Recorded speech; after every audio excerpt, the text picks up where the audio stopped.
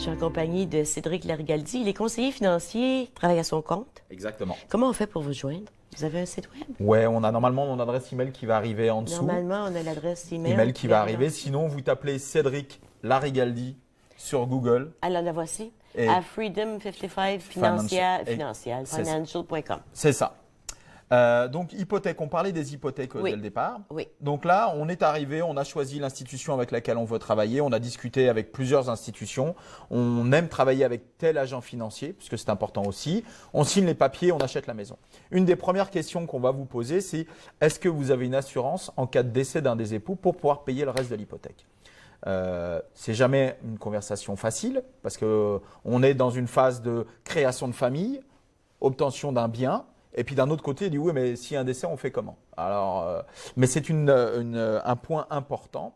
Donc là, vous avez ce qu'on appelle l'assurance hypothèque, que vous signez avec une banque, qui fait que si l'un des deux époux décède, l'hypothèque qui vous reste à payer sera remboursée automatiquement à la banque.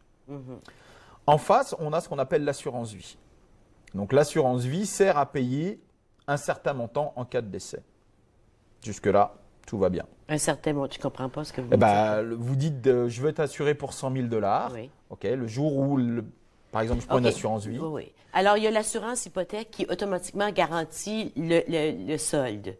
L'information importante, c'est garantie. Non, ça ne garantit pas. L'assurance, que ce soit une assurance hypothèque ou une assurance vie, il y a toujours un montant associé. Exactement. Donc, on va décider, en général, pour l'hypothèque, si vous avez une hypothèque à 300 000, si l'hypothèque va commencer, l'assurance hypothèque va être de 300 000. Oui. Parce que le but premier est de rembourser la banque en cas d'un Donc, on décès. prend une assurance de 300 000 pour hypothèque, mais ce n'est pas une assurance vie. Non, ce n'est pas une En hypothèque. d'autres mots, si mon hypothèque était de 300 000 au début, puis je payais 200 $ par mois pour l'assurance. Oui. Puis là, mon assurance et mon hypothèque est descendue à 200 000. Oui. Je paye encore 200 $ par mois. Oui. Le montant, il ne va pas diminuer avec le montant de l'hypothèque. Si, justement.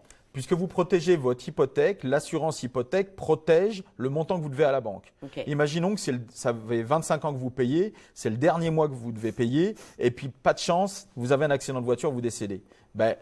L'assurance hypothèque, s'il vous reste à payer 1 000 $ sur votre prêt hypothèque, il va payer 1 000 $. Il ne va pas donner 300 000 comme ce que j'avais pris au début. Tandis que l'assurance vie, il va le faire. Ça, c'est les deux grosses importants. La deuxième chose, c'est qu'une fois que vous avez signé une assurance vie, avec quel que ce soit agent financier que ce soit ou institution financière, une fois que vous avez signé, vous êtes garanti d'être payé en cas de décès. Oui. Parce que c'est un contrat. L'assurance hypothèque, pas toujours. Donc, encore une fois, discutez avec l'agent financier avec lequel vous travaillez. Quelles sont les conditions pour les assurances hypothèques? Dans quelles circonstances on ne paierait pas? Alors, c'est que l'assurance vie, on fait une recherche de l'état de santé du client à l'avance. Si vous êtes fumeur, non fumeur, vous buvez de l'alcool, vous avez eu un cancer, vos parents en ont eu des cancers, votre situation familiale, vous êtes chauffeur de taxi, vous travaillez sur les toits, vous travaillez dans un bureau, vous n'avez pas les mêmes risques. Donc une fois que l'assurance vie vous revient, vous dire on vous accède pour tel montant à tel montant par mois, vous signez, vous êtes garanti d'être payé en cas de décès.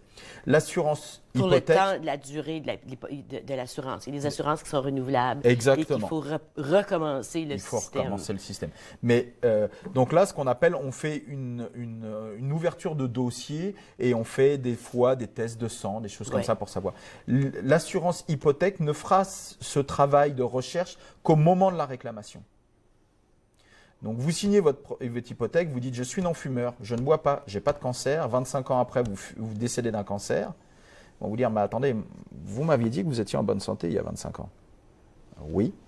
Donc, l'inconvénient du prêt hypothèque, c'est que vous êtes assuré du paiement qu'à partir du moment où ils ont fait l'analyse du dossier. Mais votre situation a peut-être changé. Moi, les assurances, j'ai tellement de problèmes avec les assurances. On dirait que ça arrange toujours pour ne pas payer. L'assurance vie… Quelques institutions vous prenez, je comprends. Mais l'assurance hypothèque, il n'y a pas de garantie à 100%. La probabilité est importante, mais elle n'est pas garantie à 100%. Il y a certaines institutions où vous aurez une garantie à 100%. Encore une fois, discutez avec votre banquier pour dire, si demain, je marquais que je suis non-fumeur, si je décide de fumer dans 10 ans, est-ce que ça change quelque chose? Donc là, c'est toujours un peu délicat. L'inconvénient de l'assurance vie, c'est que pour pouvoir payer une assurance vie, vous avez bien sûr besoin d'argent, mais la deuxième chose, c'est que vous avez besoin d'être en santé.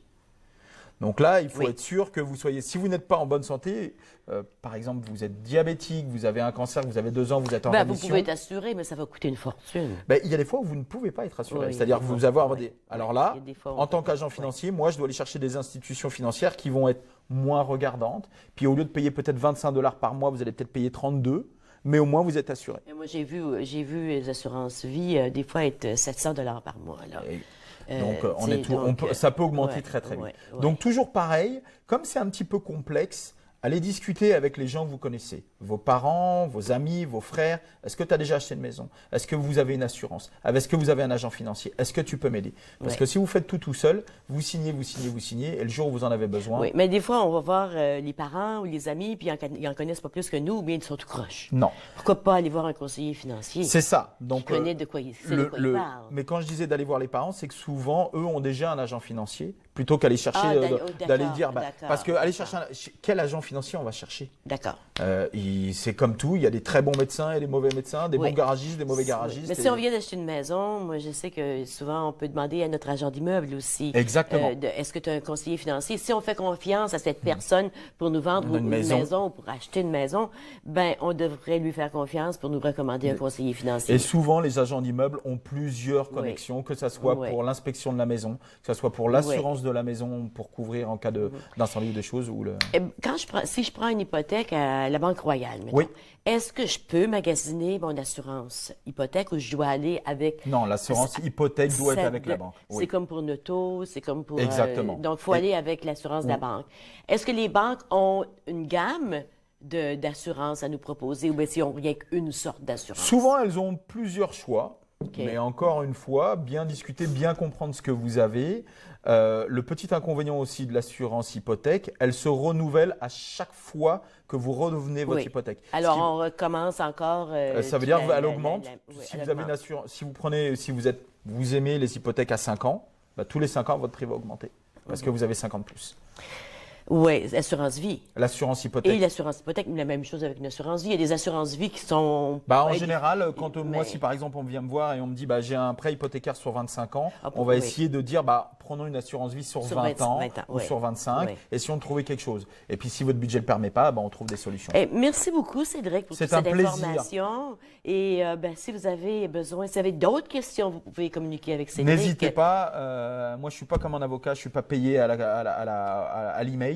Alors envoyez-moi des emails, je vous répondrai avec grand plaisir. Mais vous devriez peut-être, parce que votre expertise vaut quelque chose. Et Oui, puis, à un moment mais donné, on donne peut- avant de recevoir. Oui, C'est oui, ma philosophie. en effet. Alors, on remet, si c'est possible, de remettre l'adresse à Merci l'écran. beaucoup. Cédric.larigaldi, IE à la fin, à freedom55financial.com. Merci. Au plaisir. Nous, on fait... où est-ce qu'on s'en va, là? On fait une pause. On revient tout de suite.